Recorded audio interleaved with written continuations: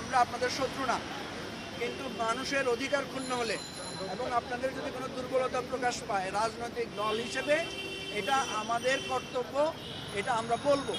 সুতরাং আমরা সেটা বলেছি। এর বাইরে যদি আরও কিছু আপনাদের জানা থাকে বা আমাদের কিছু বাদ পড়ে, আমাদের ব্যারিস্টার ফুয়াদ সাহেব আছেন, উনি আমাদের দলের যুগ্ম সদস্য সচিব। ব্যারিস্টার ফুয়াদকে আমি বলবো কিছু বলার জন্য। ফুয়াদ এদিকে আসেন। আমাদের দলের সদস্য সচিব মুজিবুর রহমান মঞ্জু যা বলেছেন, এর বাইরে হচ্ছে আমরা বলেছি যে বাংলাদেশে গত 15 বছরের ফ্যাসিবাদের আমলে 4টা মোটা দাগে গণহত্যা হয়েছে। প্রথম গণহত্যা হয়েছে পিলখানায় গণহত্যা, যেটা পিলখানায় কোনো বিদ্রোহ হয় নাই, কোনো মিউটিনি হয় নাই। পিলখানায় আমাদের স্বাধীনতা সার্বভৌমত্বের সাথে জড়িত 2টা বাহিনীকে মুখোমুখি করে আমাদের দেশ ধ্বংসের ষড়যন্ত্র হয়েছে। আমরা বলেছি পিলখানার গণহত্যার গণতদন্ত কমিশন করতে হবে। দ্বিতীয় গণহত্যা হয়েছে গত 16 বছরের ইতিহাসে, সেটা হচ্ছে মতিঝিলের শাপলা চত্বরে হেফাজতের উপরে। আমরা হেফাজতের এই গণহত্যার ব্যাপারে গণতদন্ত কমিশন দাবি করেছি। তৃতীয়ত আমরা বলেছি যে বাংলাদেশে তৃতীয় গণহত্যা হয়েছে গুম, খুন এবং ব্লক রেইডের নামে বিরোধী দল এবং মতের হাজার হাজার নেতাকর্মীকে হত্যা করা হয়েছে, যেটার ব্যাপারে তারা কমিশন ইতিমধ্যে করেছেন এবং এটাকে আমরা স্বাগত জানিয়েছি। চতুর্থত গণহত্যা হয়েছে জুলাই এবং আগস্টে, বাংলাদেশের ইতিহাসের নৃশংসতম গণহত্যা।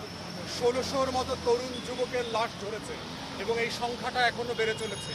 আমরা বলেছি যে গত 15-16 বছরে পিলখানা ট্র্যাজেডি থেকে শুরু করে বিএনপি জামাত তকমা দিয়ে, জঙ্গি তকমা দিয়ে বিভিন্ন অজুহাতে গুম, খুনে অংশগ্রহণ করতে অস্বীকার করেছে, রাতের ভোটে অংশগ্রহণ করতে অস্বীকার করেছে এমন হাজার হাজার সশস্ত্র বাহিনীর সদস্য, বিডিআর, বিজিবি, সেনা, নৌ বিমান বাহিনী এবং বিভিন্ন বাহিনীর কর্মকর্তা এবং সিপাহী সদস্যদেরকে বরখাস্ত করা হয়েছে।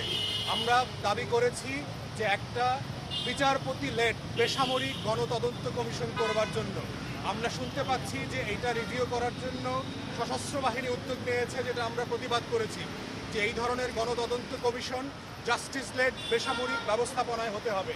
এবং আপনারা জানেন যে সশস্ত্র বাহিনীর যে আইন আছে, মিলিটারি অ্যাক্ট, এয়ারফোর্স অ্যাক্ট এবং নেভাল অ্যাক্টে আপনার কোনো কারণ ছাড়া যে কোনো সিপাহী এবং কর্মকর্তাকে রাষ্ট্র ডিসমিস করতে পারে, বাহিনী প্রধান ডিসমিস করতে পারে, কোনো বিচার করতে পারবে না, কোনো কারণ দর্শাইতে হবে না। আমরা মনে করি যে আমাদের সংবিধানে যে মৌলিক মানবাধিকারের কথা বলা হয়েছে এটা এটার সাথে সাংঘর্ষিক। অতএব তারা শুধু মিলিটারি অ্যাক্টের অধীনে ট্রাইব্যুনালে যদি তারা সংক্ষুব্ধ হয়, সুপ্রিম কোর্টে মানবাধিকার লঙ্ঘনের জন্য তারা যেন আপিল করতে পারে। ভারত সহ বিভিন্ন দেশের নজির আমরা তুলে ধরে বলেছি তাদেরকে সুযোগ দিতে হবে। এবং আমরা বলেছি যে বাংলাদেশের প্রত্যেকটা গণতদন্ত কমিশন লাইভ হইতে হবে। আমেরিকার যে কংগ্রেশনাল হিয়ারিংয়ের মডেল আছে, সিনেট হিয়ারিংয়ের মডেল অথবা ব্রিটিশ পার্লামেন্টের যে মডেল আছে, এটা লাইভ হবে এবং ওই সকল দেশে এটা গণমাধ্যমে সরাসরি সম্প্রচার করা হয়।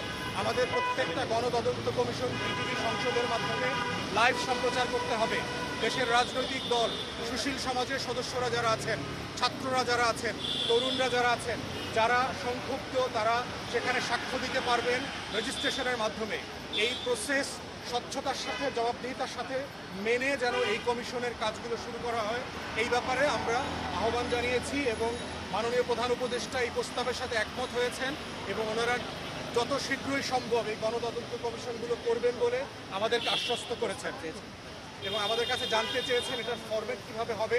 আমরা বলেছি যে আমরা লিখিত আকারে ওনাদেরকে আমরা এটা জানিয়ে দিব।